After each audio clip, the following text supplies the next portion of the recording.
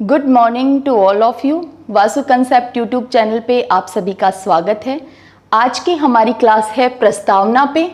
प्रस्तावना हमारे संविधान का वो भाग है जिसमें पूरे संविधान का सार निकाल करके लिख दिया गया है।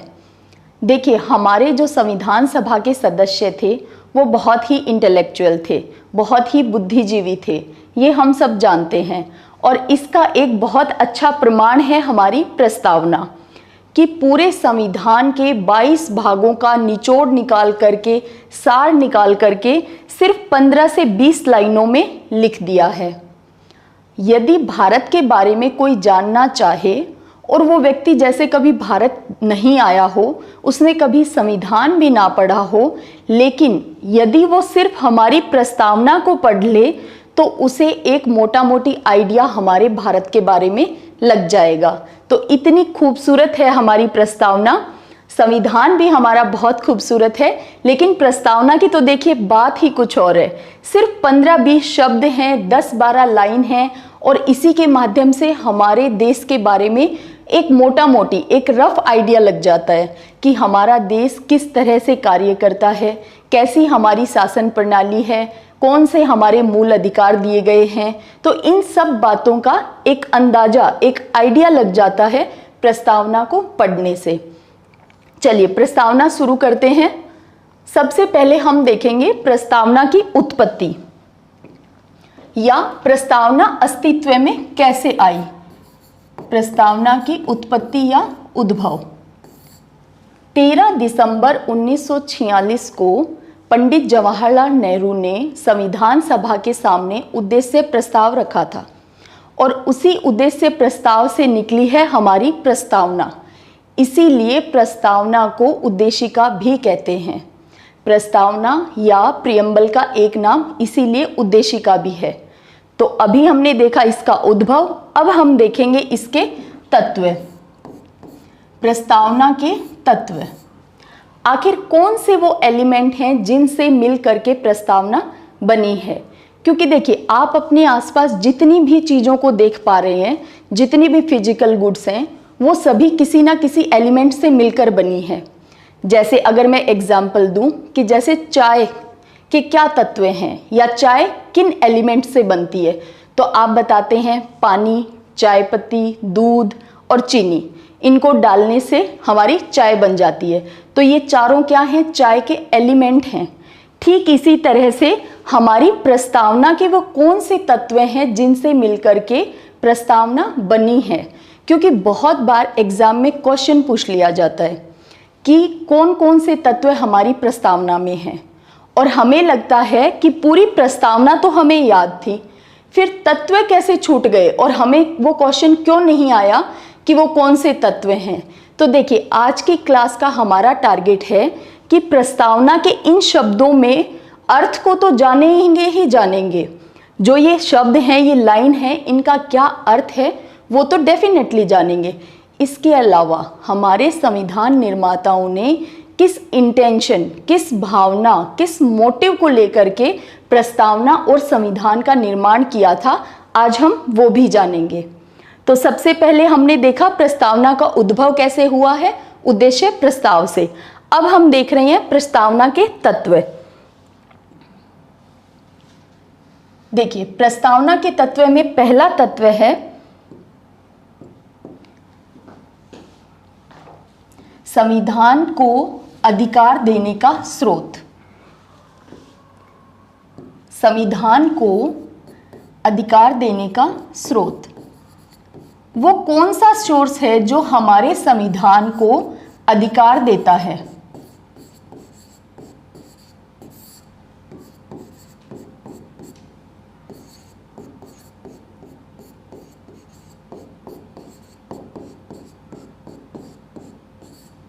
देखिए, सब ये हमारा पहला तत्व है, संविधान को अधिकार देने का स्रोत। तो हम भारत के लोग वो सोर्स हैं, वो स्रोत हैं जो हमारे संविधान को अधिकार देते हैं, ऊर्जा देते हैं। तो हम भारत के लोग, हमारी प्रस्तावना का पहला ही शब्द है हम भारत के लोग। देखिए, प्रस्तावना में लिखा गया एक एक शब्द बहुत इम्पोर्टेंट है और बहुत भावनाओं के साथ इन शब्दों को लिखा है। क्योंकि देखिए, संविधान निर्माता जब संविधान बना रहे थे तो हमने 200 सालों की गुलामी से तो आज़ादी पाई थी। उससे पहले हमारे देश में राजतंत्र चल रहा था। तो आप उनकी विडंबना समझिए कि कितना रोष उनके मन में था। उसे दूर करने के लिए सबसे पहला शब्द क्या लिखा है?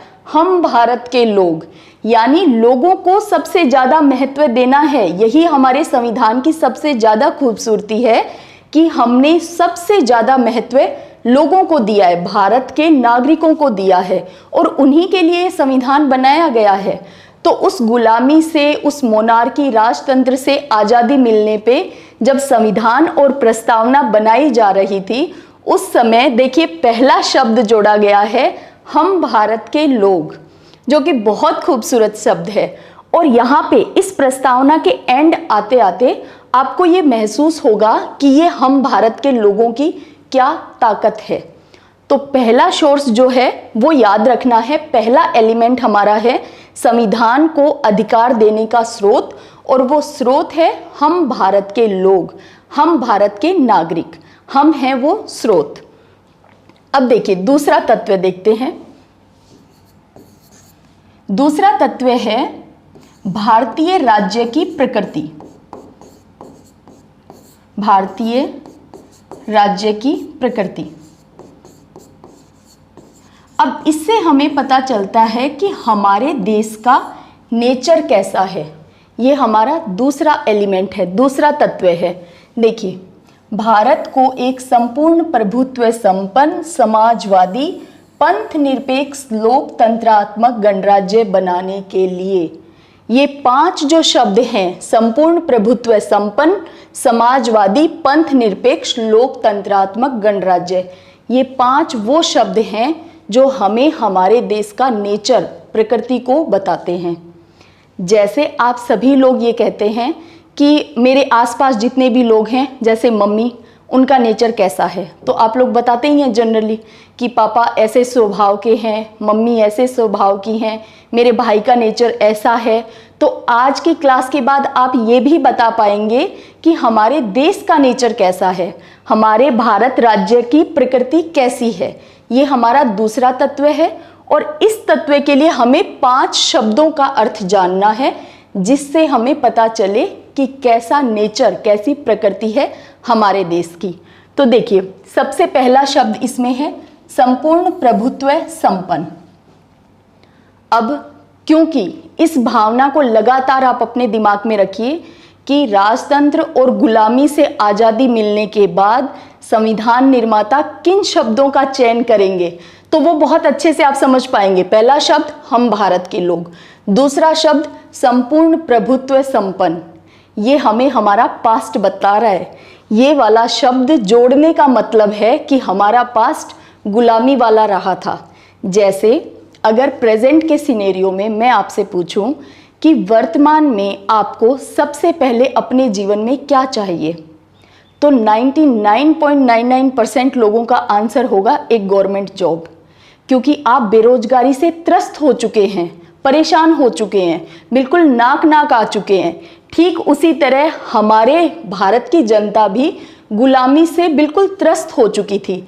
तो संविधान निर्माताओं ने शब्द जोड़ा है प्रस्तावना में संपूर्ण प्रभुत्व संपन्न।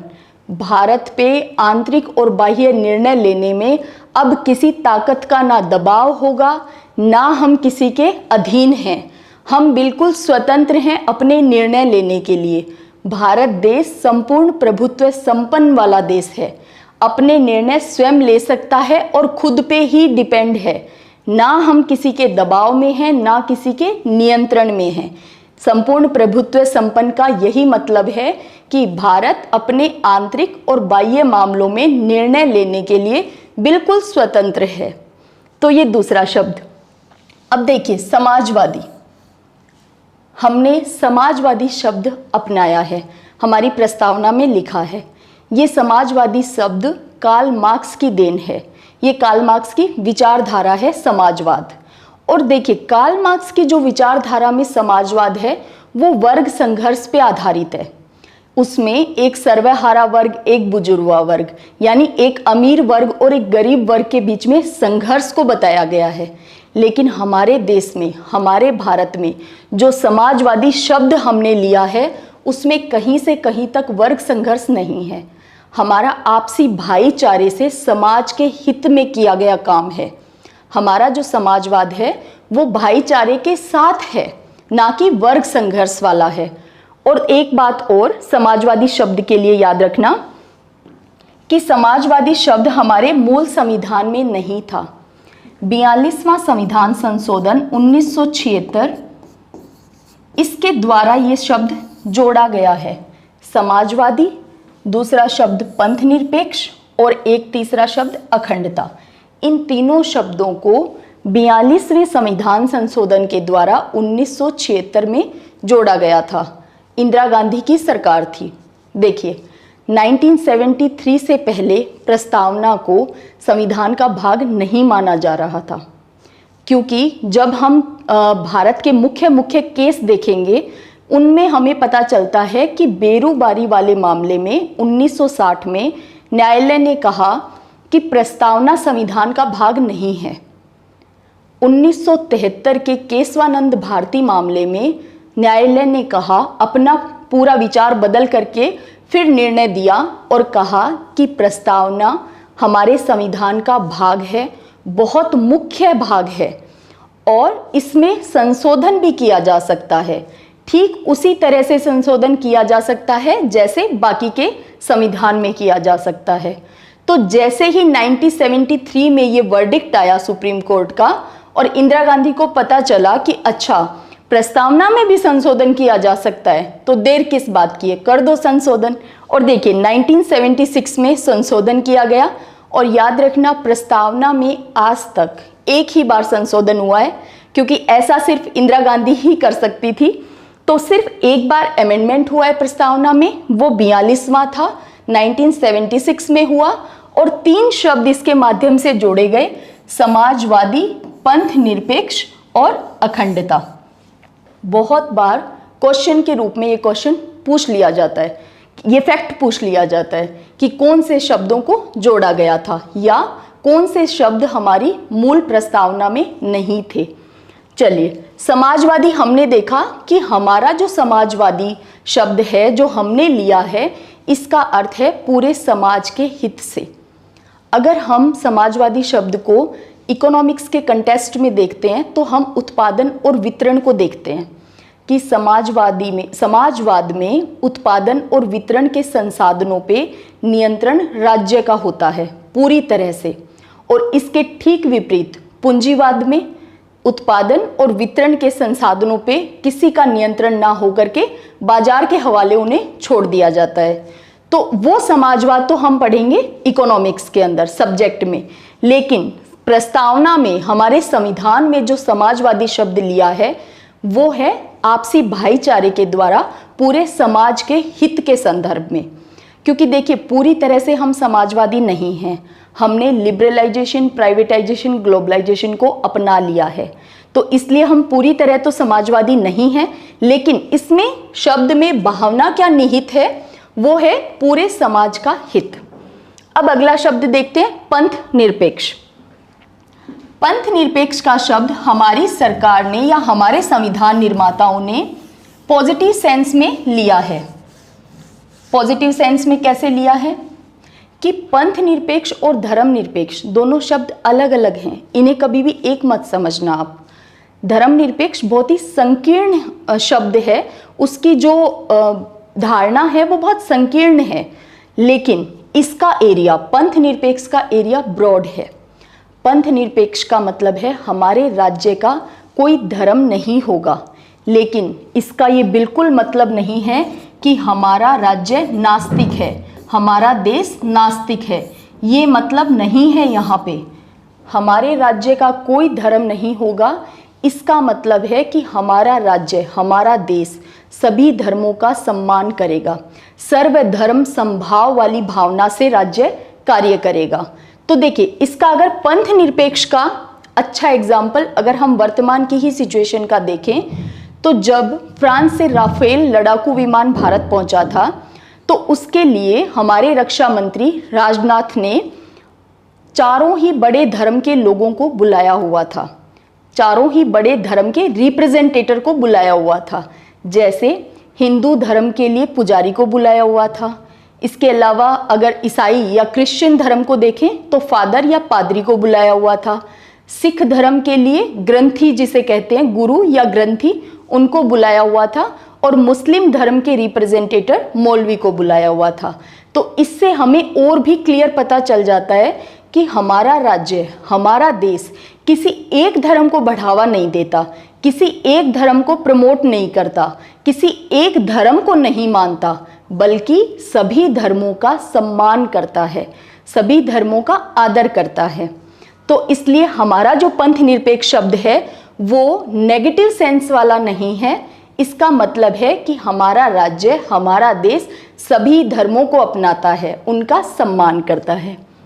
और इसीलिए तो ये शब्द, ये पांचों शब्द बता रहे हैं हमारे देश के नेचर को, कि हमारा भारत जो है वो किस नेचर का है। तो हमारे भारत का नेचर है कि वो सभी धर्मों का सम्मान करता है, पूरे समाज का हित चाहता है, इसके अलावा संपूर्ण प्रभुत्व संपन्न, सारे निर्णय स्वयं लेता है बिना किसी दबाव के। अब देखिए अगला शब्द है लोकतंत्रात्मक। ये तो प्रस्तावना में लिखना बनता ही था संविधान निर्माताओं के द्वारा। क्यों? क्योंकि इसी का तो प्रयास पिछले 200 सालों से हम कर रहे थे लगातार। तो देखिए लोकतंत्रात्मक, इब्राहिम लिंकन की वो लाइन सबसे ज्यादा प्यारी है, जनता का, जनता के द्वारा, जनता के लिए किया गया शासन लोकतंत्र है। तो हमारे यहाँ भी जनता का शासन है, लोगों के द्वारा सरकार चुनी जाती है। तो हमारा क्या है? भारत लोकतंत्र है, डेमोक्रेसी को हमने अपनाया है। अगला शब्द है गणराज्य। देखिए लोगों का तंत्र बता दिया, उसके बावजूद शब्द क्या जोड़ा है? गणराज्य, रिपब्लिक। इसको जोड़ना क्यों उचित समझा उन्होंने? क्योंकि संविधान निर्माता कोई द्विधा नहीं चाहते थे या किसी भी तरीके का कंफ्यूजन नहीं चाहते थे। तो लोकतंत्र है, उसके साथ ही गणराज्य इसलिए जोड़ा ताकि ये क्लियर हो सके कि हमारा कोई भी पद वंशानुगत नहीं है। हमारे देश का सबसे बड़ा पद, सबसे प्रमुख पद राष्ट्रपति का पद, वो भी निर्वाचित है, वंशानुगत नहीं है। तो इस बात को क्लियर करने के लिए कि कहीं ब्रिटेन की तरह पैरेलल में राजशाही ना चलती रहे, डेमोक्रेसी और साथ में राजशाही भी, ऐसा हमारे देश में नहीं है। हमारे देश में लोकतंत्रात्मक गणराज्य है भारत। तो भारत में जनता का शासन है और कोई भी पद यहाँ पे वंशानुगत नहीं है। तो ये गणराज्य का अर्थ हुआ। अब हमने यहाँ पे इन 5 शब्दों के माध्यम से देख लिया कि हमारे देश की, हमारे भारत का नेचर या प्रकृति कैसी है। अब हम बात करते हैं तीसरे तत्व की। तीसरा तत्व है कि भारत के संविधान को बनाने का उद्देश्य क्या था।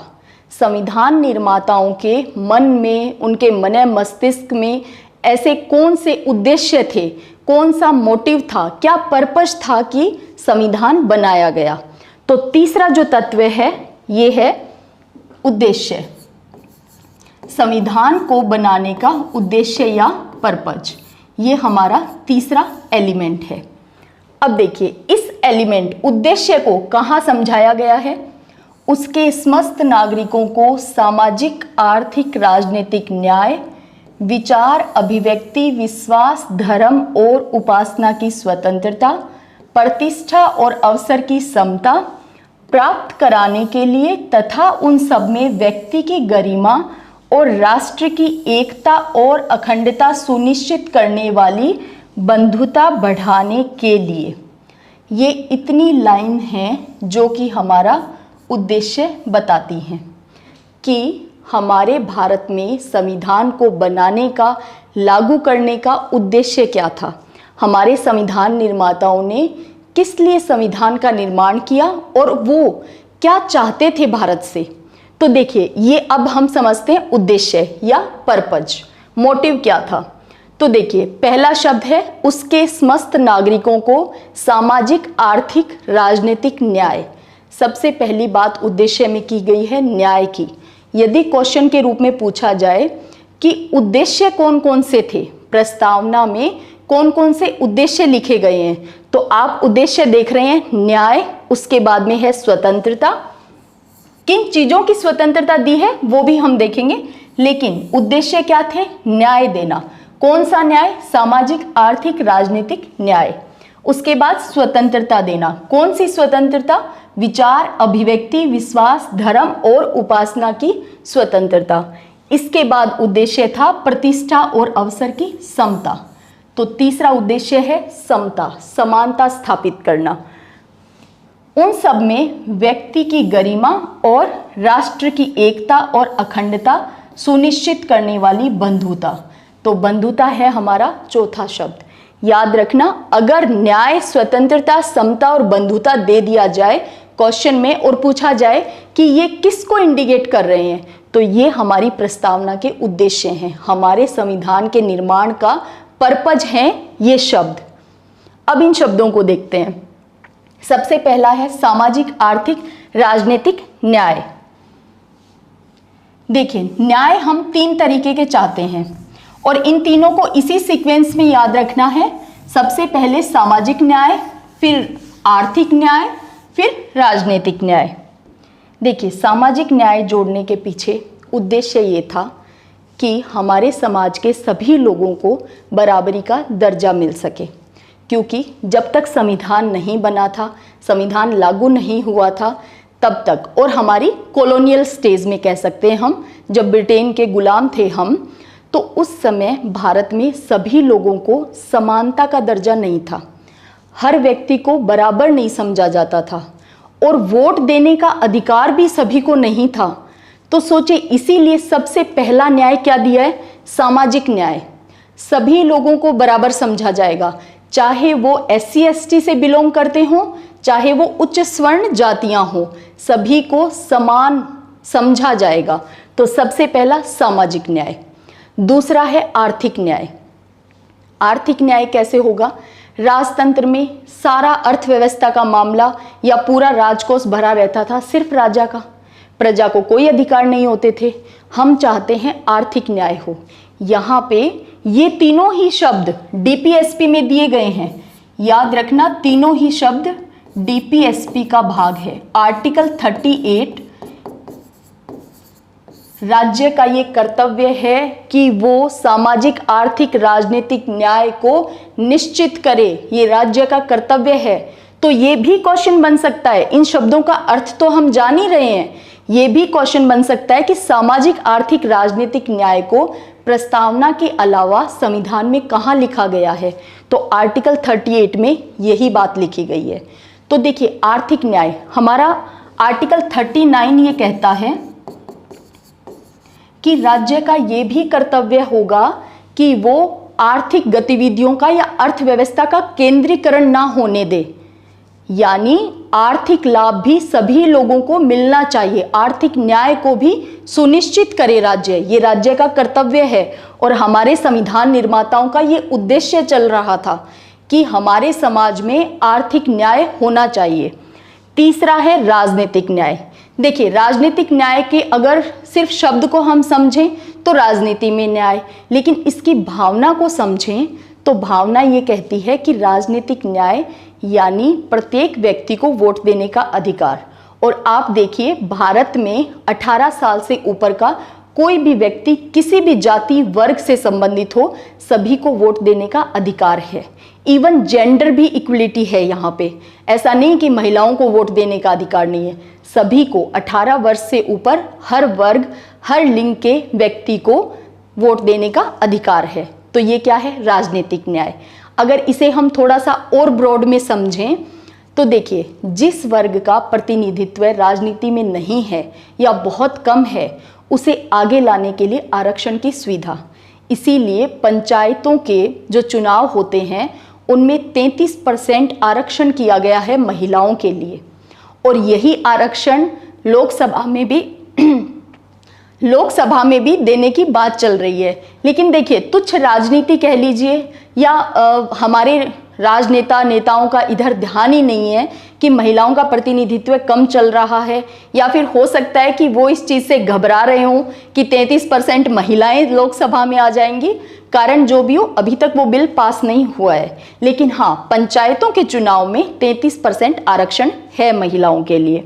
चलिए, ये बात सिर्फ मैं इसलिए नहीं बता रही हूँ कि मैं खुद एक फीमेल हूँ, मैं एक जनरल व्यू से बता रही हूँ आपको कि राजनीतिक न्याय को अगर हम ब्रॉड सेंस में देखें तो उसका ये मतलब है। और देखिए, न्याय तभी, इस शब्द को अगर हम देखें,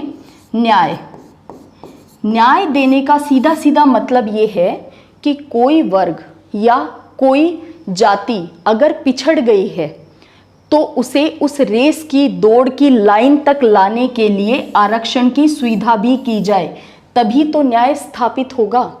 एक वर्ग ऐसा था हमारी आज़ादी के समय जिसने संसाधनों का खूब उपयोग किया था, और एक वर्ग ऐसा था जब संविधान बन रहा था, एक वर्ग ऐसा भी था SC ST का जिसने कभी किसी संसाधन का यूज़ अपने हित में किया ही नहीं। तो इसलिए न्याय देने के लिए क्या करना पड़ेगा, आरक्षण जैसी सुविधा करनी पड़ेगी, ताकि जो रेस की लाइन है वहाँ पे सभी लोग समान रूप से आकर के खड़े हो सकें। अदरवाइज तो रेस करने का कोई फायदा ही नहीं है, उस दौड़ में वो जातियाँ, वो वर्ग फिर पिछड़ जाएंगे। तो इसीलिए न्याय चाहिए, न्याय देना है, ये उद्देश्य है। इसीलिए इसके ब्रॉड सेंस में हम देखते हैं कि आरक्षण जैसी व्यवस्था भी की गई है।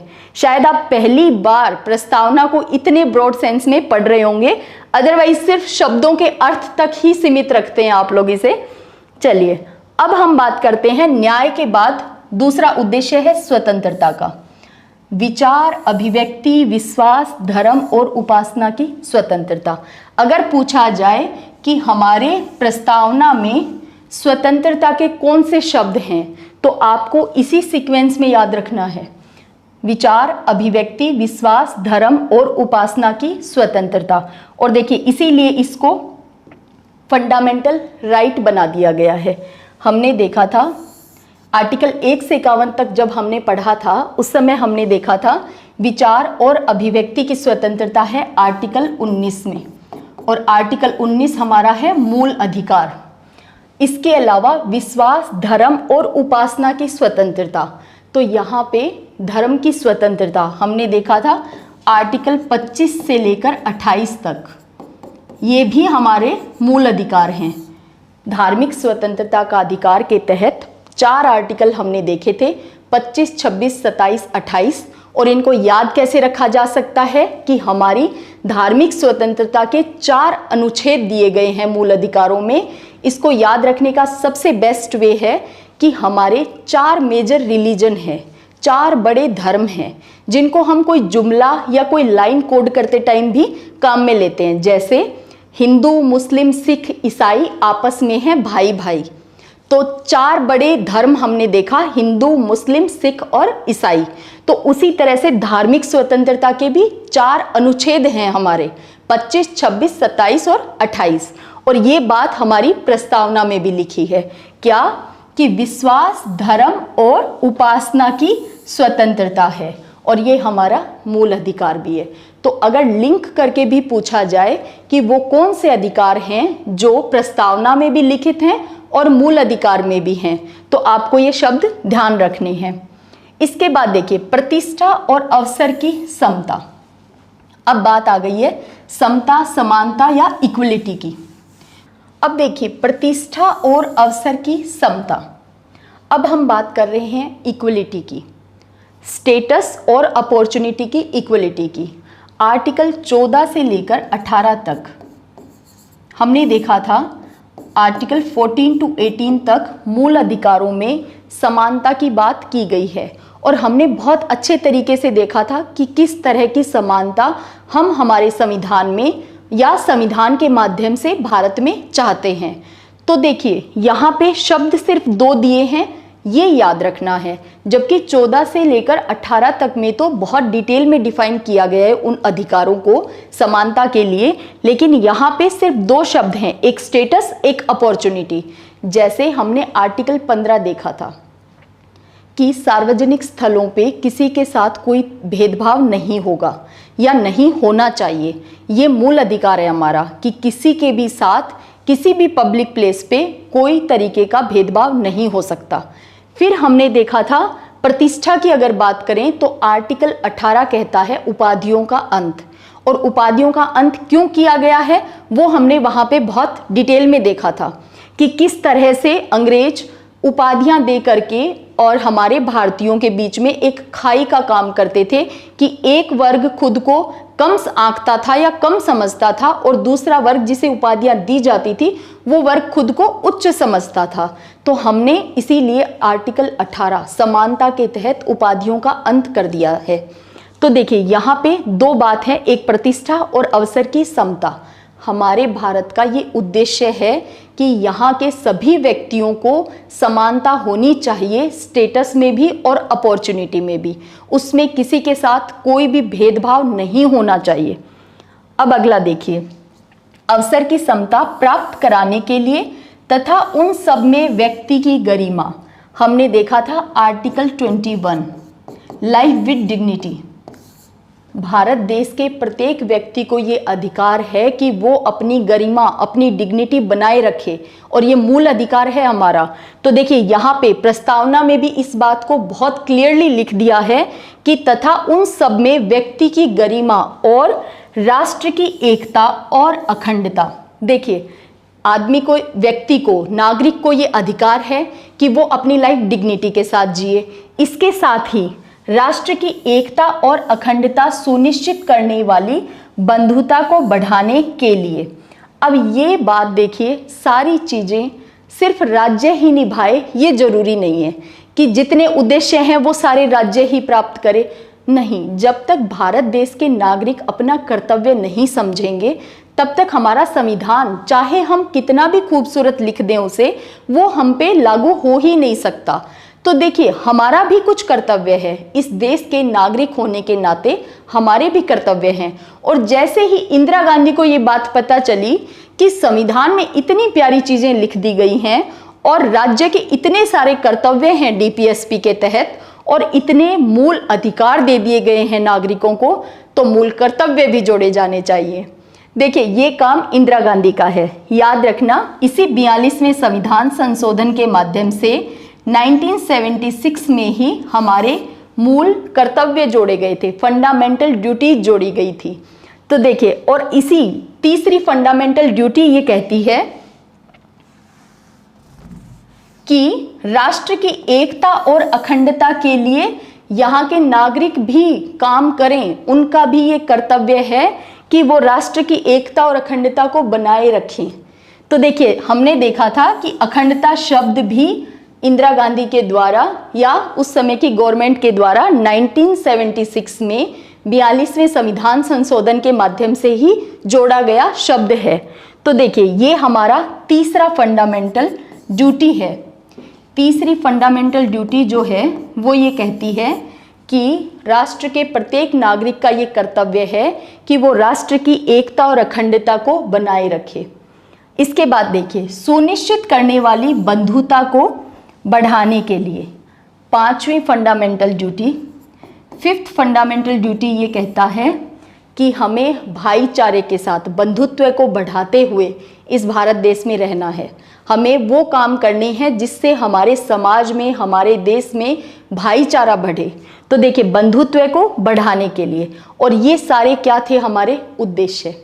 ये शब्द जो हमने अभी देखे हैं यहाँ से, उसके समस्त नागरिकों को सबसे पहले न्याय देना है, उसके बाद स्वतंत्रता, उसके बाद समता और बंधुता। ये शब्द हैं हमारे उद्देश्य, संविधान निर्माताओं का पर्पज, और इन्हें हमने डिटेल में देख लिया है। अब देखिए लास्ट एलिमेंट बचा है। अभी तक हमारे 3 एलिमेंट कंप्लीट कर लिए हैं हमने इस प्रस्तावना में। पहला एलिमेंट था कि संविधान को अधिकार देने का स्रोत क्या है।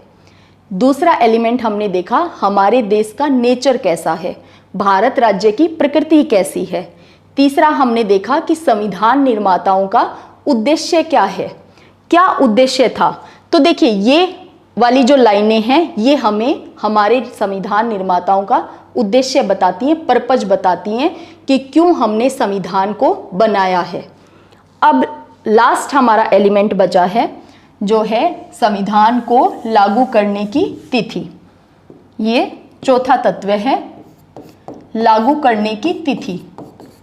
देखिए ये भी संविधान निर्माताओं ने लिख दिया है, संविधान लागू करने की तिथि, क्योंकि हो सकता है कोई अनाड़ी व्यक्ति वर्तमान में ये कह दे कि संविधान भारत में लागू हो गया, इस बात का क्या प्रमाण है, या मैं कैसे मान लूं कि भारत में संविधान का शासन है।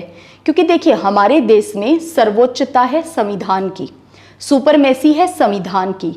बाकी जितने भी पद आप देखते हैं या जितनी भी संस्थाएं आप देखते हैं, सुप्रीम कोर्ट हो या अगर पद की हम बात करें तो राष्ट्रपति का पद, प्रधानमंत्री का पद, ये सारे पद अधिकार प्राप्त करते हैं हमारे संविधान से। तो सबसे ऊपर सर्वोच्चता, सुपरमेसी किसकी है हमारे देश में? संविधान की। और उस संविधान को ताकत कौन दे रहा है, ऊर्जा कौन दे रहा है, ये अधिकार कौन दे रहा है कि संविधान की सुपरमेसी है? हम भारत के लोग, हम ये ताकत दे रहे हैं, ये ऊर्जा दे रहे हैं संविधान को कि तुम सुपरमेसी में हो, सर्वोच्च हो हमारे देश में। तो देखिए यहाँ पे संविधान को लागू करने की तिथि के बारे में हम बात कर रहे थे कि यदि कोई कह दे कि कहाँ लिखा है कि संविधान लागू हो गया, मुझे तो नहीं पता भारत में संविधान लागू हो गया है क्या। तो देखिए हमारी प्रस्तावना में ही लिखा है कि संविधान लागू करने की तिथि क्या है। अब देखिए, दृढ़ संकल्प होकर अपनी इस संविधान सभा में आज तारीख 26 नवंबर 1949 को ईस्वी मिति मार्ग शुक्ल सप्तमी संवत 2006 विक्रमी को एतद द्वारा इस संविधान को अंगीकृत, अधिनियमित और आत्मार्पित करते हैं। अब ये है हमारे संविधान की लागू होने की तिथि। अब इस तिथि से एक फैक्ट तो आपका हिस्ट्री का भी क्लियर होता है। देखिए क्या बात चल रही है 26 नवंबर 1949 की, और यहाँ पे विक्रम संवत जो आया है वो है 2006। तो कैलकुलेशन करके यदि क्वेश्चन पेपर में पूछा जाए कि विक्रम संवत की शुरुआत कब से हुई थी और आपको प्रस्तावना याद है, तो आप तुरंत कैलकुलेट करके निकाल सकते हैं कि 57 ईसा पूर्व से विक्रम संवत की शुरुआत हुई थी। देखिए पॉलिटिकल साइंस और हिस्ट्री दोनों को साथ साथ पढ़ने का मजा इसीलिए है कि एक तो देखिए इससे आपको ना इस संविधान की प्रस्तावना की खूबसूरती का एहसास होता है। जैसे इतिहास में हम जब राजतंत्र को पढ़ते हैं, राजा का शासन, तो देखते हैं कि किस तरह की कठोर नीतियां थी, कैसे किसानों पे, आम जनता पे शासक नियंत्रण करता था, कठोर नीतियां अपनाता था, किस तरह गुलामों का बाजार था। तो इस स्वतंत्र भारत में रहने का जो असली मजा है वो आपको फील हो पाएगा जब आप इतिहास और हमारे संविधान, प्रस्तावना, इन सबको एक साथ लेकर पढ़ते हैं। तो तभी तो इस स्वतंत्रता का, इस फ्रीडम का हमें एहसास होगा अच्छे से कि हम एक आज़ाद देश में जन्मे हैं, इस चीज़ का कितना बेनिफिट हमें मिला है, कितने प्यारे मूल अधिकार हमें दिए गए हैं, और हम भागते हैं हमारे मूल कर्तव्यों को निभाने से। तो देखिए जब फील ही नहीं है किसी बात का, कि ना मूल अधिकार का फील है, ना संविधान की कोई फीलिंग है, ना हमारे प्रियम्बल की कोई फीलिंग है, तो हम कैसे किसी इंसान से ये एक्सपेक्टेशन कर सकते हैं कि वो अपनी फंडामेंटल ड्यूटीज़ को निभाएगा। तो इसीलिए संविधान को तो नॉर्मली भी अगर आपको एग्ज़ाम नहीं भी देना, तब भी एक संविधान का मोटा मोटी आइडिया, कुछ फंडामेंटल राइट्स, फंडामेंटल ड्यूटीज़, इनका तो पता होना ही चाहिए, ऐसा मेरा मानना है। चलिए अब देखते हैं कि 26 नवंबर 1949 को हमारा संविधान बन करके तैयार हो गया था, और इसीलिए 26 नवंबर को हम मनाते हैं विधि दिवस के रूप में। वर्तमान में 26 नवंबर को हम विधि दिवस के रूप में मनाते हैं क्योंकि हमारा संविधान बन करके तैयार हो गया था। लेकिन हमने संविधान लागू किया 26 जनवरी 1950 को। इसके पीछे एक बड़ा कारण है। देखिए 1929 के लाहौर अधिवेशन में, कांग्रेस का जो लाहौर अधिवेशन था, उसमें जवाहरलाल नेहरू ने रावी नदी के तट पे खड़े होके लाहौर में ये भाषण दिया कि 26 जनवरी को हम हमारा स्वतंत्रता दिवस मनाएंगे। लेकिन क्योंकि हमें ब्रिटेन ने आज़ाद किया, तो वो 15 अगस्त को हमें आज़ादी दे दी गई, वो हमारे नियंत्रण में नहीं थी, उस तारीख पे हमारा नियंत्रण नहीं चला। लेकिन संविधान को लागू करने की तिथि पे तो हमारा पूरा नियंत्रण था। तो इसीलिए हमने उस डेट को चुना 26 जनवरी को। और 1950 से इस संविधान को लागू किया। तो 26 जनवरी डेट क्यों चूज की, ये भी आज आपको पता चला। देखिए, अब ये मनाते हैं हम विधि दिवस के रूप में। मिति मार्ग शुक्ल सप्तमी संवत 2006 विक्रमी को एतद द्वारा। अब इन 3 शब्दों का महत्व जानना है, अंगीकृत, अधिनियमित और आत्मार्पित। इसके बाद प्रस्तावना के हमारे सारे शब्द, उनका अर्थ भी हमने समझ लिया है, महत्व भी जान लिया है। देखिए, सबसे पहला शब्द यहाँ पे है अंगीकृत। अंगीकृत का मतलब है एडॉप्ट करना। जैसे हम अगर प्रैक्टिकल लाइफ में देखें तो कहते हैं ना कि किसी ने चाइल्ड अडॉप्ट कर लिया, या सुष्मिता सेन ने 2 बेटियां अडॉप्ट कर ली हैं। तो देखिए, अडॉप्ट करने का मतलब है कि अपना लिया है, अपने परिवार का हिस्सा मान लिया है। अडॉप्ट करने का मतलब है कि पूरी तरह से अब वो आपका हिस्सा है, आपका परिवार है।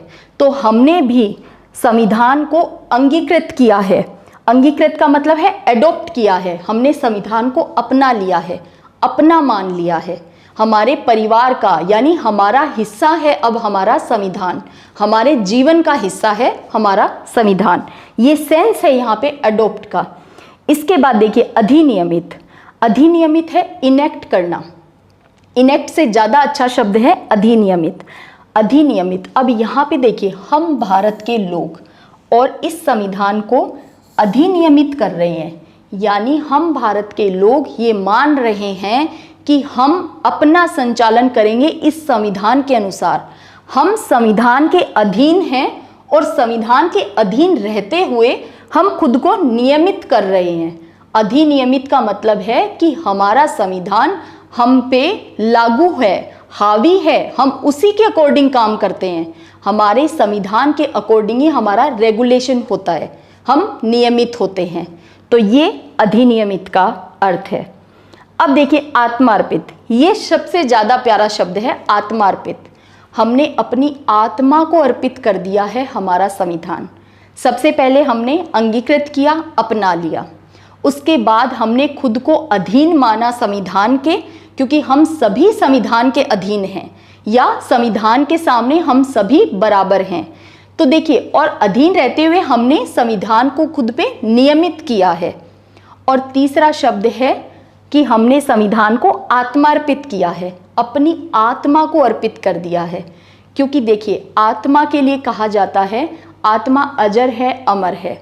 हम और आप एक जीवन में आते हैं, फिर मृत्यु होती है, उसके बाद का क्या होता है पता नहीं, लेकिन आत्मा अजर है, अमर है। और हमारा संविधान भी क्या है, अजर है और अमर है। इसीलिए हमने उसे सोल को, आत्मा को अर्पित किया है, ताकि वो संविधान हमेशा अजर रह सके, अमर रह सके। तो ये बहुत ही प्यारा शब्द है। इसके साथ हमारी प्रस्तावना कंप्लीट होती है। और देखिए, क्योंकि हमने आत्मा को अर्पित किया है जो कि अजर है, अमर है, तो इसीलिए भारत के संविधान को लिविंग कॉन्स्टिट्यूशन, जीवित संविधान कहा जाता है। देखिए, उसके पीछे का कारण तो ये है कि हमारे संविधान में लगातार संशोधन होते रहे हैं, जिसके थ्रू संविधान ने खुद को हमेशा नया बनाए रखा है। अगर संशोधन नहीं होते तो संविधान मृत संविधान कहलाता, लेकिन बहुत अच्छे संशोधन हुए हैं, तरक्की की तरफ बढ़ने के लिए संशोधन हुए हैं। हमारा देश एक तरक्की करे इसलिए संशोधन हुए हैं, तो वो बहुत अच्छे संशोधन हैं। इसीलिए हमारा संविधान जीवित संविधान है। यदि क्वेश्चन पूछा जाए कि किस देश का संविधान लिविंग कॉन्स्टिट्यूशन या जीवित संविधान है, तो वो हमारा ही देश है, भारत देश है, जिसका संविधान लिविंग संविधान यानी जीवित संविधान है। ये हमने प्रस्तावना कंप्लीट पढ़ ली है। आई होप आपको अच्छा लगा होगा आज की क्लास को पढ़ करके। अब देखिए, बहुत बार क्वेश्चन पूछा जाता है कि मूल अधिकारों को संविधान की आत्मा किसने कहा है, या संविधान की आत्मा मूल अधिकार हैं, ये बात किसने कही है। तो भीमराव अंबेडकर जी ने ये बात कही है। लेकिन अगर एग्जामिनर आपको उलझाना चाहे तो वो ये पूछ सकता है कि प्रस्तावना को आत्मा किसने कहा है। हमारे संविधान की प्रस्तावना को संविधान की आत्मा किसने कहा है, तो ठाकुरदास भार्गव वो व्यक्ति हैं जिन्होंने प्रस्तावना को संविधान की आत्मा कहा है। इसके बाद प्रस्तावना को पहचान पत्र की संज्ञा किसने दी है? तो N.A. पालखीवाला ने संविधान की प्रस्तावना को पहचान पत्र की संज्ञा दी है। तीसरा है संविधान की जन्म कुंडली, कॉन्स्टिट्यूशन का होरोस्कोप किसने कहा है? तो देखिए K.M. मुंशी ने प्रस्तावना को हमारे कॉन्स्टिट्यूशन का होरोस्कोप कहा है। कन्हैयालाल माणिकलाल मुंशी ये संविधान सभा के सदस्य भी थे।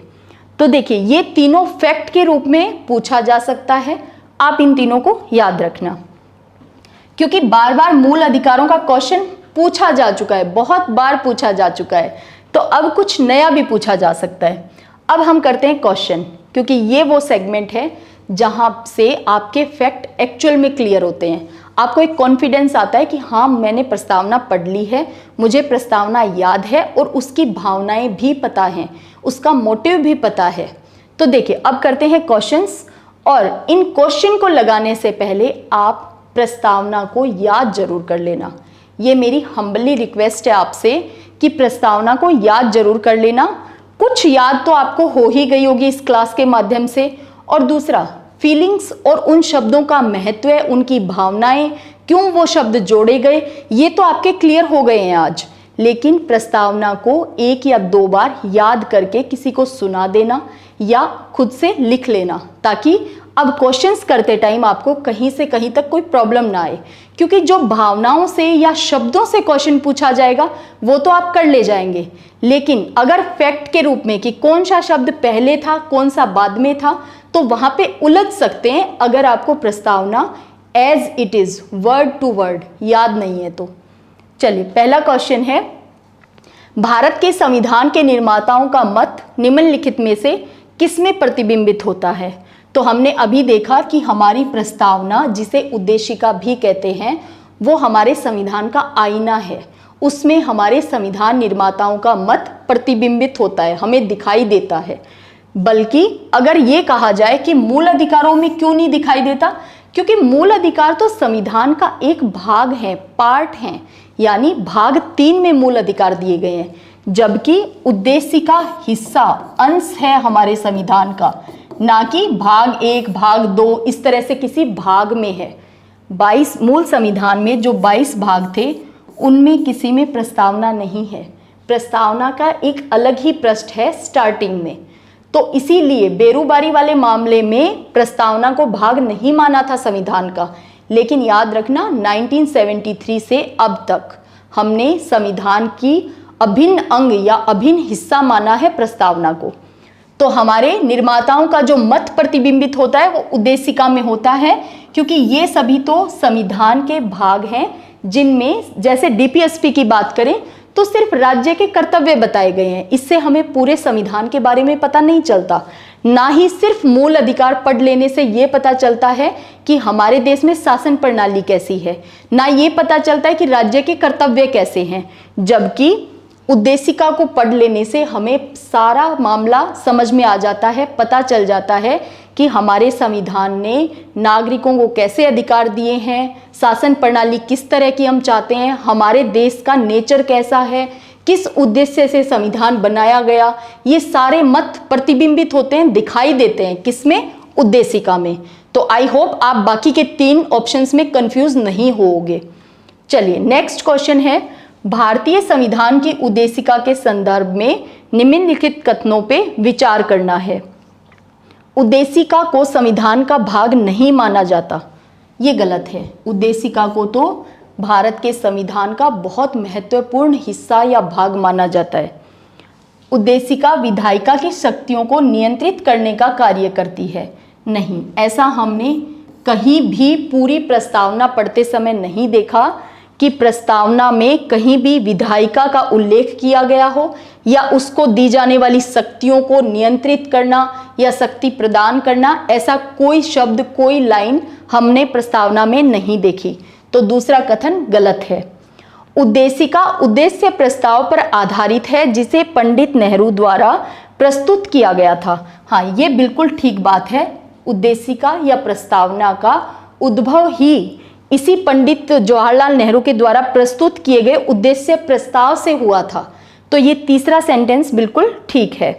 तो इसने पूछा है उपयुक्त कथनों में से कौन सा सही नहीं है, तो पहला और दूसरा कथन सही नहीं है।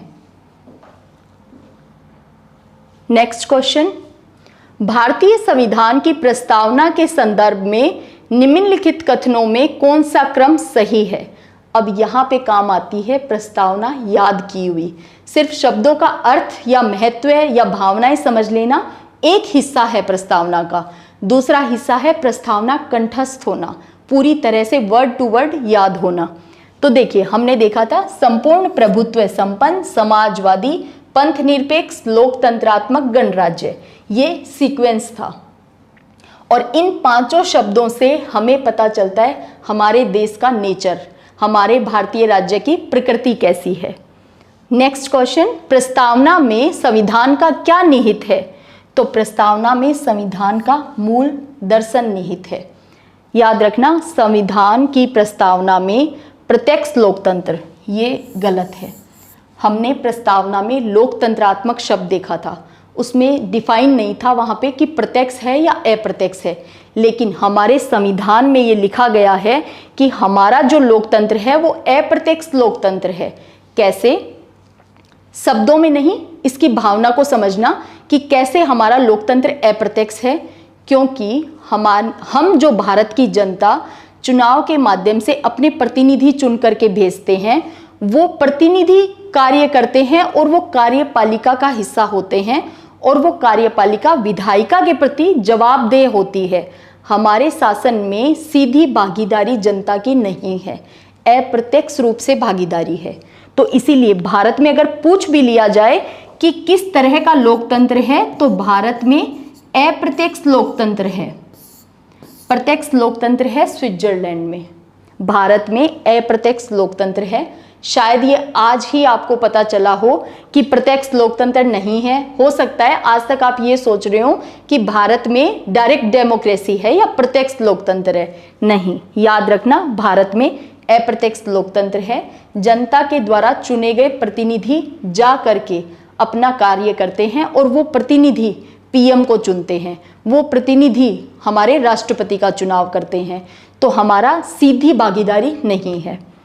दूसरा, साम्यवादी स्वरूप।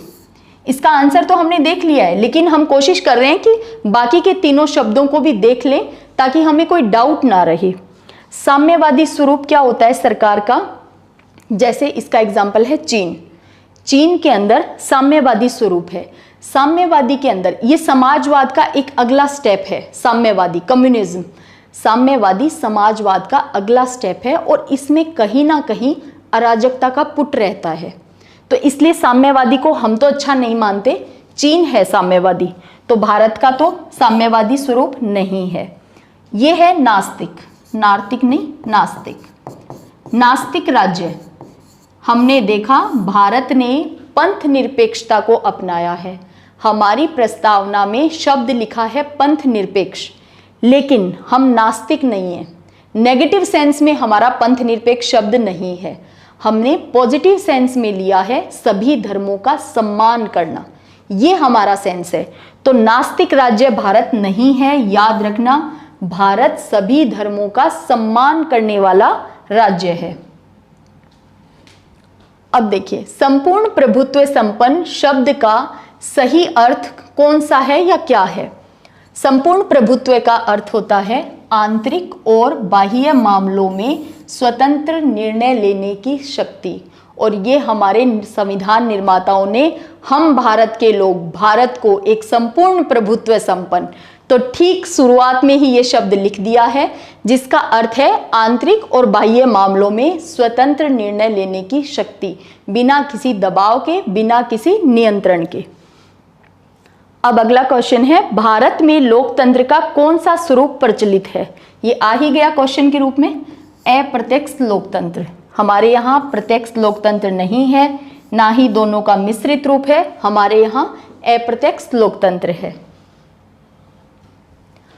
भारत के संविधान के संदर्भ में सामाजिक, आर्थिक, राजनीतिक न्याय का उल्लेख निम्नलिखित में से किन उपबंधों में हुआ है?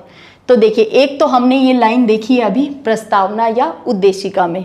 दूसरा मैंने बताया था आर्टिकल 38 की यही लाइन है, डीपीएसपी का जो आर्टिकल 38 है उसमें यही लाइन लिखी गई है, सामाजिक आर्थिक राजनीतिक न्याय, और ये कर्तव्य है हमारे राज्य का, हमारी सरकार का। तो 1 और 3 में मूल अधिकारों में ये लाइन नहीं है, ना ही मूल कर्तव्य में है। तो 1 और 3 इसका राइट आंसर है। संविधान सभा ने सर्वसम्मति से उद्देश्य प्रस्ताव को कब पारित किया? अब देखिए, यहाँ पे कंफ्यूज हो सकते हो इस क्वेश्चन में।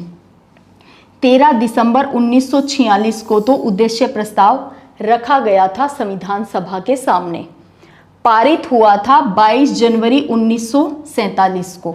तो ये दोनों ही डेट इंपॉर्टेंट है। क्वेश्चन को ढंग से पढ़ना कि यदि पूछा जाता उद्देश्य प्रस्ताव को कब रखा गया था, तो 13 दिसंबर 1946 को। अब पूछा क्या जा रहा है, कब पारित किया गया था? तो 22 जनवरी 1947 को पारित किया गया था। एक डेट इसमें है 3 जून 1947। इस डेट को देख लेते हैं। माउंटबेटन ने इस डेट को 3 जून 1947 को भारत और पाकिस्तान के विभाजन का खाका प्रस्तुत किया था। जो दुख भरी घड़ी हमारी थी वो थी 3 जून 1947। इसी दिन विभाजन का खाका प्रस्तुत किया गया था। अब एक डेट है 26 नवंबर 1949।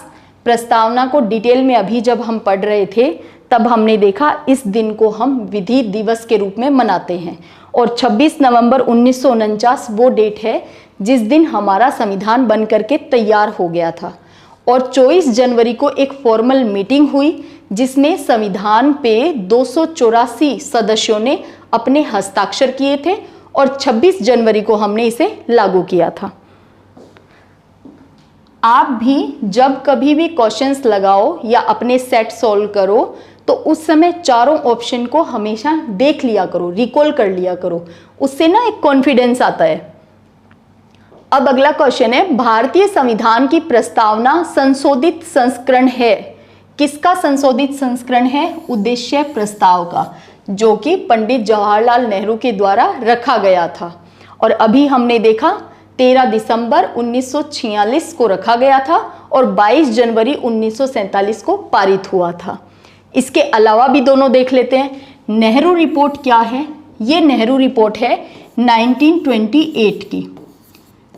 मोतीलाल नेहरू की अध्यक्षता में भारत ने संविधान का एक प्रारूप या एक खाका तैयार किया था 1928 में, लेकिन वो क्यों प्रस्तुत नहीं हो पाया या क्यों लागू नहीं हो पाया? क्योंकि ब्रिटेन की संसद ने उसे नकार दिया था, रिजेक्ट कर दिया था। और देखिए, क्योंकि 1928 में हम स्वतंत्र नहीं थे तो इसलिए हम वो नहीं मान पाए, वो संविधान हम पे लागू नहीं हो पाया। तो नेहरू रिपोर्ट उसी को कहते हैं। एक है अगस्त प्रस्ताव। याद रखना, नेहरू रिपोर्ट, अगस्त प्रस्ताव, उद्देश्य प्रस्ताव, इन तीनों का ही संबंध संविधान से है। लेकिन नेहरू रिपोर्ट और अगस्त प्रस्ताव ये हमारे लिए नहीं मायने रखती या कम मायने रखती है, क्योंकि इनसे हमारा संविधान नहीं बना। हमारा संविधान बना है उद्देश्य प्रस्ताव से, प्रस्तावना बनी है, और हमारे संविधान के निर्माण की प्रक्रिया में जो आया है वो है उद्देश्य प्रस्ताव। वो दोनों पहले के थे जिनको हमने नहीं माना। पहले नेहरू रिपोर्ट को ब्रिटेन की संसद ने नहीं माना और अगस्त प्रस्ताव को हमने नहीं माना। क्यों? क्योंकि अगस्त प्रस्ताव देखिए 8 अगस्त 1940 को वायसराय लिनलिथगो, इससे आपको उस समय का वायसराय भी याद हो जाएगा। देखिए 8 अगस्त 1940 को वायसराय लिनलिथगो ने एक अगस्त प्रस्ताव प्रस्तुत किया था हमारे लोगों के सामने, लेकिन हमने इसे रिजेक्ट कर दिया क्योंकि इसमें भारत को डोमिनियन स्टेट देने का दर्जा मिल रहा था या भारत को डोमिनियन स्टेट बना रहे थे। और इसमें लिखा गया था इस अगस्त प्रस्ताव में कि भारत का जो संविधान बनेगा उसमें मुख्यतः भारतीय लोग होंगे। तो इस बात पे हम अड़ गए कि मुख्यतः भारतीयों का क्या मतलब है, यानी इसमें कहीं ना कहीं ब्रिटेन के जो लोग हैं वो भी शामिल होंगे। तो ये हमारा पूर्णतः भारतीयों के द्वारा बनाया गया संविधान तो नहीं होगा। तो इसमें बाकी 3 क्लोज और भी थे, कुल मिलाकर 5 बातें थी इस अगस्त प्रस्ताव में जो कि हमें मंजूर नहीं थी, तो इसलिए हमने इस अगस्त प्रस्ताव को रिजेक्ट कर दिया। और एक चीज देखिए, किस समय में, किस काल परिस्थिति में अगस्त प्रस्ताव रखा गया था? जब विश्व युद्ध चल रहा था। 1939 से सेकेंड वर्ल्ड वॉर स्टार्ट हो गया था और शुरुआती दौर में जर्मनी बहुत लीड कर रहा था और ब्रिटेन की हालत बहुत खस्ता हो रखी थी 1940 वाले समय तक। तो देखिए, इसलिए भारत में कहीं कोई उपद्रव ना हो जाए, भारत कहीं स्वतंत्रता के लिए बहुत ज़्यादा आंदोलन ना करने लग जाए, और ब्रिटेन को ये भी डर था कि ये कॉलोनी के रूप में हमसे छूट ना जाए, हमारे हाथों से निकल ना जाए भारत। तो इसलिए वो ना भारतीयों को कहीं ना कहीं लॉलीपॉप देने का काम कर रहे थे। लेकिन हम भी कोई कम नहीं है, हम इस बात को, इस चाल को तो हम समझ गए थे और हमने अगस्त प्रस्ताव को मानने से इनकार कर दिया था। तो ये था अगस्त प्रस्ताव। हमारा क्वेश्चन था कि भारतीय संविधान की प्रस्तावना संशोधित संस्करण किसका है? तो वो आंसर है उद्देश्य प्रस्ताव का। अब अगला क्वेश्चन देखिए, भारतीय संविधान की प्रस्तावना में निम्नलिखित में से किन स्वतंत्रताओं का उल्लेख है? अब यहाँ पे फिर से काम आता है कि आपने सीक्वेंस याद की है या नहीं की है। तो देखिए, स्वतंत्रता हमने देखा, धर्म की स्वतंत्रता है, आर्थिक न्याय है, आर्थिक स्वतंत्रता की बात नहीं की है, आर्थिक न्याय की बात की है। राजनीतिक स्वतंत्रता नहीं है, राजनीतिक न्याय की बात है। इसके अलावा अवसर की स्वतंत्रता, हाँ ये बिल्कुल ठीक है, सॉरी, अवसर की भी स्वतंत्रता नहीं है, प्रतिष्ठा और अवसर की समता की बात की गई है, तो ये भी गलत है। विचार की स्वतंत्रता, बिल्कुल। सीक्वेंस स्वतंत्रता का क्या था? विचार, अभिव्यक्ति, विश्वास, धर्म और उपासना की स्वतंत्रता। तो उसमें विचार की भी स्वतंत्रता है, धर्म की भी स्वतंत्रता है। तो 1 और 5 इसका राइट आंसर है। प्रतिष्ठा और अवसर की समता की बात की गई है, ना कि स्वतंत्रता की। तो इसलिए वर्ड टू वर्ड आपको याद कर लेनी है प्रस्तावना।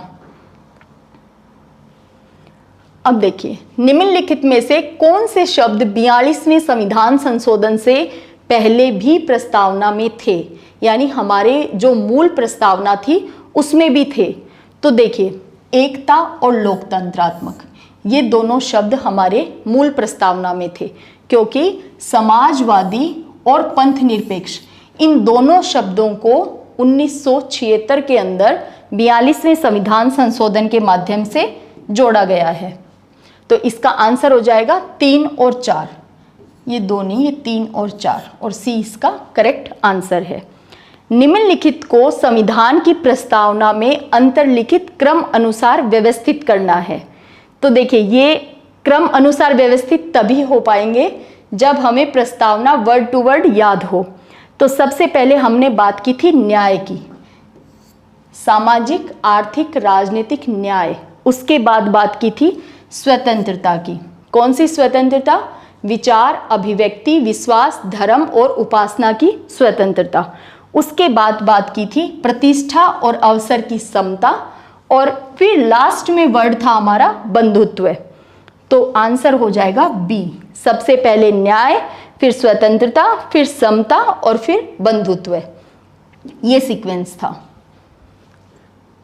भारत के संविधान की उद्देशिका के संबंध में निम्नलिखित में से कौन सा कथन सही नहीं है?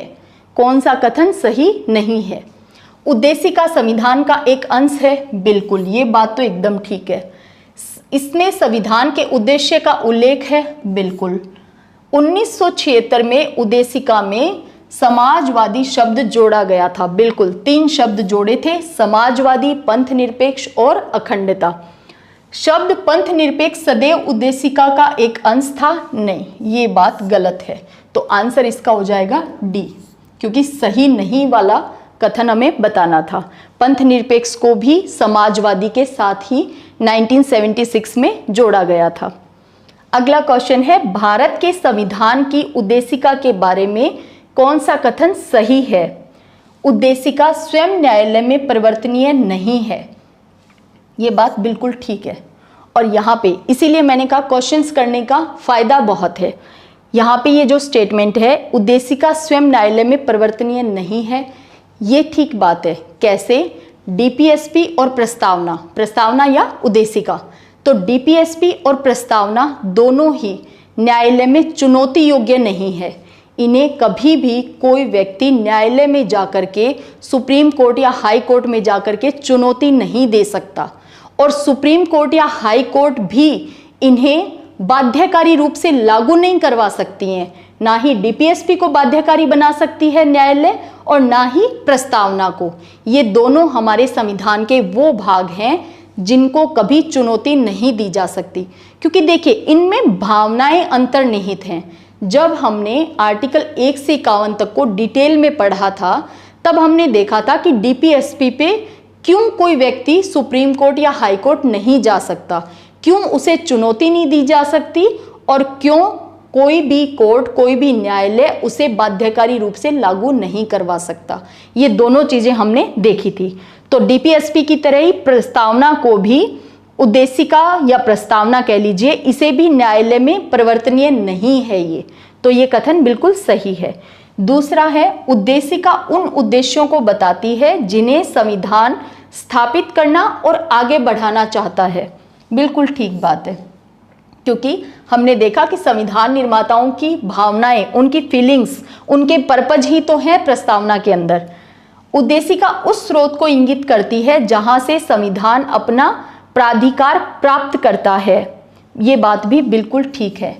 उद्देशिका उस स्रोत को बताती है। बिल्कुल, हमने पहला शब्द ही यही देखा, हम भारत के लोग, हम ही हैं जो संविधान को ये अधिकार प्रदान करते हैं। हम ही लोग हैं जो संविधान की एनर्जी का सोर्स हैं। तो इसीलिए उद्देशिका उस स्रोत को, बिल्कुल, और वो स्रोत क्या है? हम भारत के लोग, हम ही वो सोर्स हैं जो संविधान को ऊर्जा देते हैं, शक्ति देते हैं। तो ये लाइन तो बिल्कुल आप अपने दिमाग में एकदम फिट कर लो कि स्रोत क्या है? हम भारत के लोग हैं, जहां से संविधान अपना प्राधिकार प्राप्त करता है। तो इसमें तीनों ही कथन बिल्कुल ठीक हैं। अब देखिए, भारतीय संविधान की प्रस्तावना में किसका उल्लेख है? तो प्रतिष्ठा की समानता है, अवसर की समानता है, लेकिन विचारों की समानता नहीं, विचारों की स्वतंत्रता है। तो इसमें आंसर हो जाएगा 1 और 2 दोनों सही हैं। ए, निम्नलिखित उद्देश्यों में से कौन सा एक भारत के संविधान की उद्देशिका में सन्निविष्ट या समाहित नहीं है? तो विचारों की स्वतंत्रता बिल्कुल समाहित है, अभिव्यक्ति की स्वतंत्रता भी समाहित है, लेकिन आर्थिक स्वतंत्रता नहीं, आर्थिक न्याय है। और विश्वास की स्वतंत्रता, ये भी बिल्कुल ठीक है। तो समाहित क्या नहीं है? आर्थिक स्वतंत्रता। कहीं से कहीं तक ये शब्द समाहित नहीं है। आर्थिक न्याय जो शब्द है वो समाहित है। भारत के संविधान की उद्देशिका अपने नागरिकों को निम्नलिखित में से किस प्रकार का न्याय प्रदान करती है? हमने देखा, सबसे पहले सामाजिक, फिर आर्थिक, फिर राजनीतिक, 3 तरह के न्याय प्रदान करती है। सामाजिक, मनोवैज्ञानिक, कहीं से कहीं तक कोई शब्द हमारी पूरी प्रस्तावना में नहीं है। आर्थिक न्याय और राजनीतिक न्याय। तो 1, 3 और 4 करेक्ट है। 42वें संविधान संशोधन अधिनियम ने 1976 में पहली बार प्रस्तावना में संशोधन किया और कुछ शब्द जोड़े। ये बिल्कुल ठीक बात है, और अभी तक मात्र एक ही बार संशोधन हुआ है, और वो इंदिरा गांधी ने किया था, और वही ऐसा कर ही सकती थी, हमने देखा। तो इसका क्रम देखना है। तो सबसे पहला शब्द है समाजवादी, फिर है पंथ निरपेक्ष, और फिर है अखंडता। अब निम्नलिखित कथनों पे विचार करना है। प्रस्तावना भारत के संविधान का एक अभिन्न अंग है, बिल्कुल है। और यदि क्वेश्चन में पूछ लिया जाए कि प्रस्तावना अभिन्न अंग है, ये कब कहा गया, तो सुप्रीम कोर्ट ने 1973 के अपने वर्डिक्ट में, जो केशवानंद भारती मामला था, उसमें निर्णय देते समय ये कहा था कि प्रस्तावना भारत के संविधान का एक अभिन्न अंग है। और यदि पूछा जाए कि वो कौन सा संशोधन या कौन सा मामला था भारत का जिसमें ये कहा गया कि प्रस्तावना भाग नहीं है, तो 1960 का बेरूबाड़ी वाला मामला, जिसमें यह कहा गया कि प्रस्तावना संविधान का भाग नहीं है।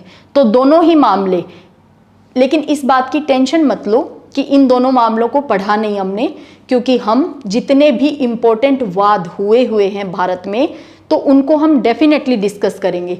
कम से कम 15 जो वाद हैं उनको तो डेफिनेटली देखने वाले हैं। अगला स्टेटमेंट है, प्रस्तावना के अनुसार विधायिका अपनी शक्तियों का उपयोग करने के लिए बाध्य है।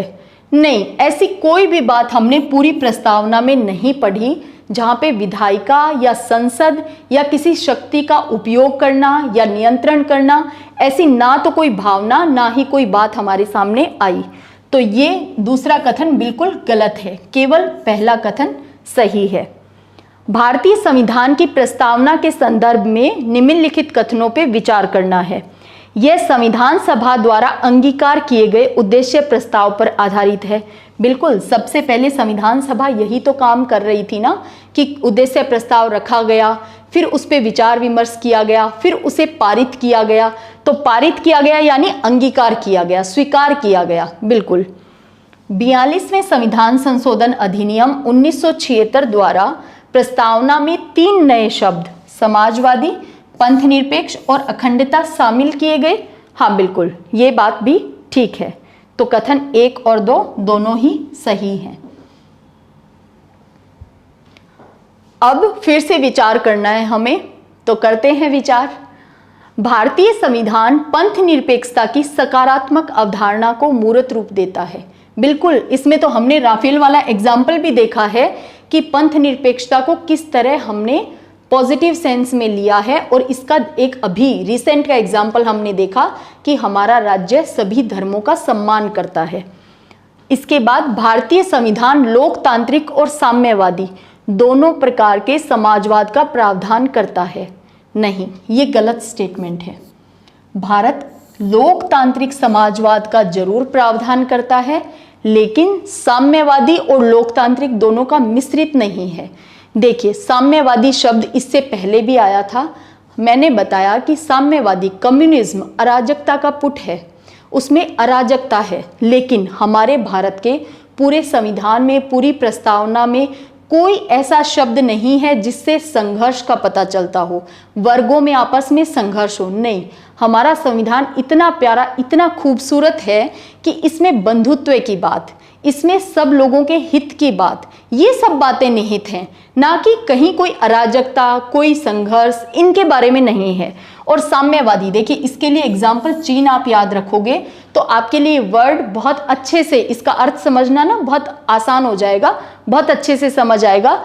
चीन ने साम्यवादी कम्युनिज्म को अडॉप्ट कर रखा है। तो चीन किस तरह से काम करता है वो हम सब जानते ही हैं। भारत लोकतांत्रिक समाजवाद को मानता है, ये याद रखना। तो दूसरा कथन है गलत, इसका आंसर हो जाएगा केवल 1। 26 नवंबर 1949 को अंगीकृत भारतीय संविधान की प्रस्तावना में मूल रूप से भारत को निम्न रूप में वर्णित किया गया है। ये पूछना चाह रहा है कि हमारी जो प्रस्तावना, मूल प्रस्तावना थी, उसमें कौन कौन से शब्द थे। तो हमें याद है कि 1976 में आज तक एक ही बार संशोधन हुआ है और उसमें 3 शब्द जोड़े गए थे, समाजवादी, पंथ निरपेक्ष और अखंडता। तो देखिए, इन शब्दों को हटा दो, यहाँ से समाजवादी को हटा दो, धर्मनिरपेक्ष को हटा दो, तो बचा क्या? संप्रभु और लोकतांत्रिक। बिल्कुल, ये हमारी मूल प्रस्तावना में थे। तो आंसर हो जाएगा 1 और 2। ये हमारा प्रस्तावना का चैप्टर कंप्लीट हुआ और इसके हमने क्वेश्चंस भी लगा लिए हैं। आई होप आपको प्रस्तावना की आज वाली क्लास अच्छी लगी होगी। और अगला जो हमारा टॉपिक रहेगा कॉन्स्टिट्यूशन में, वो हम वाद पे करेंगे। जितने भी मामले जो न्यायालय में पहुंचे और न्यायालय ने बहुत बड़े वर्डिक्ट उसमें दिए, उनको हम डिस्कस करेंगे। तो चलिए, तब तक के लिए बहुत बहुत धन्यवाद आप सभी को। जय हिंद, जय भारत।